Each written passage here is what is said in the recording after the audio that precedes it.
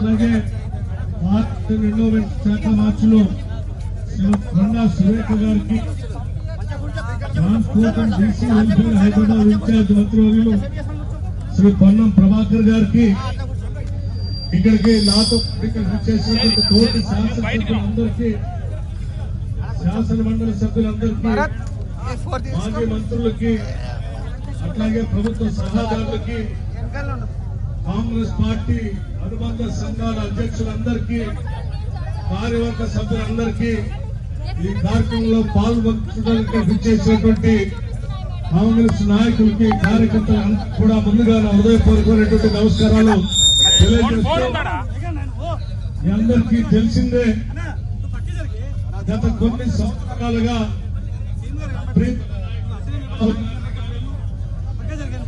పాదయాత్ర సందర్భం నుంచి కాశ్మీర్ వరకు కూడా పాదయాత్ర చేసినటువంటి సందర్భంలో ప్రతి ప్రాంతంలో కూడా రాష్ట్ర సంపద, ఈ దేశ సంపద,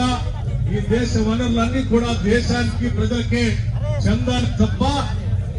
భారతీయ జనతా పార్టీకి సంబంధించిన నాయకత్వానికి అతి దగ్గరగా ఉన్నటువంటి క్రోనీ క్యాపిటల్స్తో, లేకపోతే ప్రధాని నరేంద్ర మోడీ గారికి దగ్గరగా ఉన్నటువంటి క్రోనీ క్యాపిటల్స్ సంపద దోచిపెట్టవద్దు, సంపద మొత్తం ప్రజలకి ఉండాలని చెప్పి పెద్ద ఎత్తున ప్రతి రాష్ట్రం చెప్పినటువంటి విషయం అంతా అందరికీ తెలిసిందే. గత కొన్ని సంవత్సరాలుగా దేశ సంపద మొత్తాన్ని కూడా నరేంద్ర మోడీ గారి ఆశతో అదానీ గారు దోపిడీ చేస్తున్న వైనాన్ని కూడా మీ అందరికీ తెలిసింది.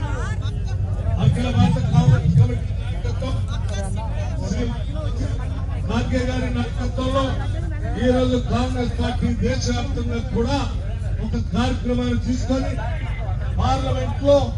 ఈ రోజు ప్రతిపక్ష నాయకుడిగా ఉన్నటువంటి రాహుల్ గాంధీ గారు మేము చెప్పిందే కాదు, ప్రపంచ వ్యాప్తంగా పెద్ద ఎత్తున దర్యాప్తు చేసేటువంటి సంస్థలు అమెరికాలో ఉన్నటువంటి హిండెన్బర్గ్ లాంటివి కూడా ఈ రోజు భారతదేశంలో అదానీ గారు ఏ రకంగా ప్రజల సొమ్మును దోపిడీ చేశారు, బ్యాంకులు ఏ రకంగా మోసం చేశారు, ప్రపంచ వ్యాప్తంగా ఆర్థిక సంస్థలు ఏ రకంగా మోసం చేశారు, దేశానికి ఎంత పెద్ద ఎత్తున నష్టం చేస్తున్నారో చాలా స్పష్టంగా వారు చెప్పారు. ఆ అంశాలని పార్లమెంట్ లో ప్రతిపక్ష నాయకులు రాహుల్ గాంధీ గారు లేవనెత్తి ఇది దేశ క్షేమం కోసం, దేశ సంపద కోసం, దేశ ప్రజలకి ఉండాలి కాబట్టి ప్రతిపక్ష నాయకులు ప్రజల పక్షాన నేను ఈ రోజు కాంగ్రెస్ పార్టీ పక్షాన పార్లమెంట్ లో ఈ అంశాన్ని లేవనెత్తడమే కాదు,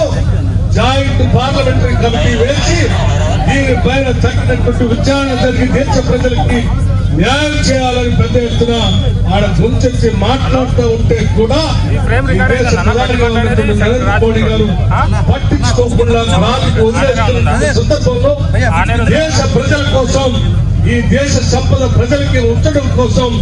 కాంగ్రెస్ పార్టీ నాయకత్వంలో అన్ని రాష్ట్రాల్లో జరుగుతున్నటువంటి నిరసన దీక్షల్లో సందర్భంగా ఈ రోజు తెలంగాణ రాష్ట్రం నుంచి కూడా తెలంగాణ రాష్ట్ర కాంగ్రెస్ తరఫున ఈ రోజు మహేష్ కుమార్ గౌడ్ గారి ఆధ్వర్యంలో చేసినటువంటి ఈ కార్యక్రమానికి ముఖ్య అతిథులుగా రాష్ట్ర ముఖ్యమంత్రి వర్యులు శ్రీ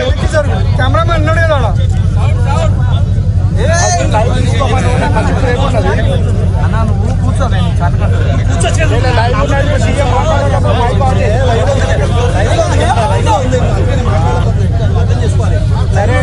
లైవ్ తీసుకోమని మంచి ప్రేమ నాడే వస్తున్నాను ఢిల్లీ లైవ్ తీసుకోమని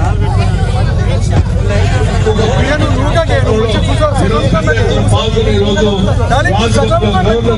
కలిసి వినతి పత్రాన్ని ఇవ్వడం కోసం మేము చేస్తున్నటువంటి చిన్న ప్రయత్నమే ఈ కార్యక్రమం అని చెప్పి మీ అందరికీ సవినయంగా మనవి చేస్తూ ప్రజల కోసం మేము చేసే ఈ కార్యక్రమాన్ని మంత్రి గారిని మాట్లాడుతున్నా కోరుతాం.